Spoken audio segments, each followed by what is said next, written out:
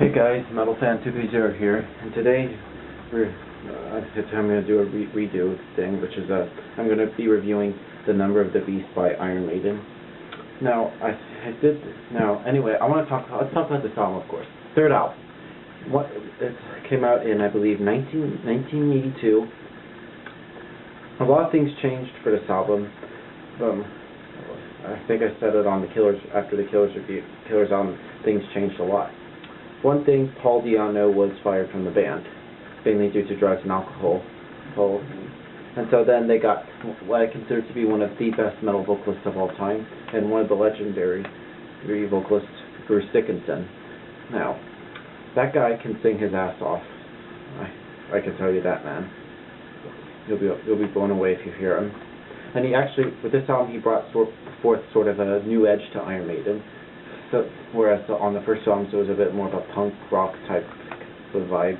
This album has more operatic, heavy metal, just with melodies and all this other crazy shit. This makes it sound pretty good. This album is considered one of the most important albums in history. In fact, it was also considered a landmark for Iron Maiden's career. But let's talk about this album, of course. The album opens up with Invaders, which is a very good way, a very fast-paced opener, a good way to open up this album. Of course, for some reason they have never played that song live. It would have been great if they played the song live, even during the Number of the Beast tour, which is pretty good. A good way to done the tour for this. If they toured for this album, but they did not play it live. It was been a great song, but it's a great way to open up the album.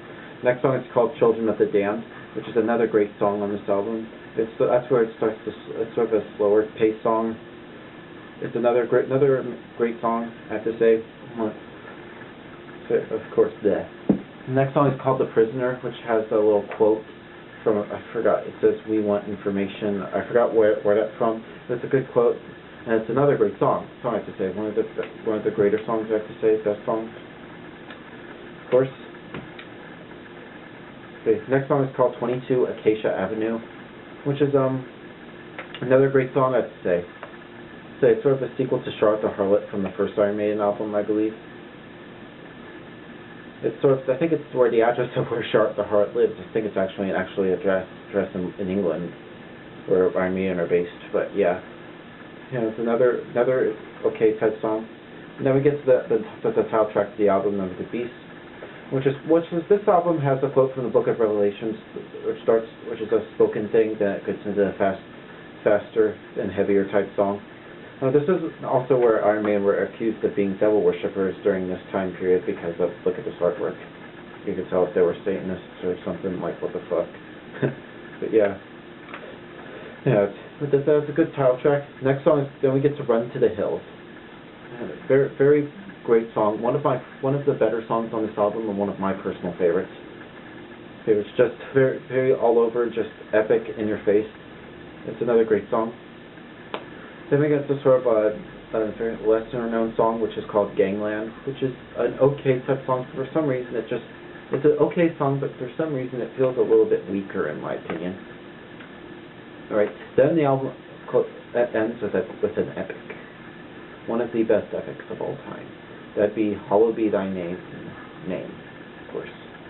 Starts out very slow and haunting, then it picks up and it stays out like that to the very end. And that's a great way to end this album. But this version of Hallowed Be Thy Name on this album, it's not really my favorite. It's a good song, but it's not my favorite song on this album.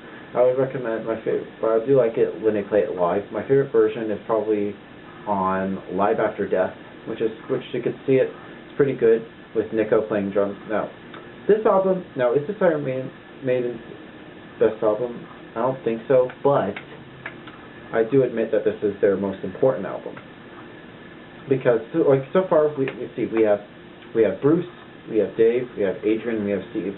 Now these guys, not Clive, but those guys were pretty much good, but I feel like the drumming from Clive Burr, this was his last album, by the way, was a little bit weak.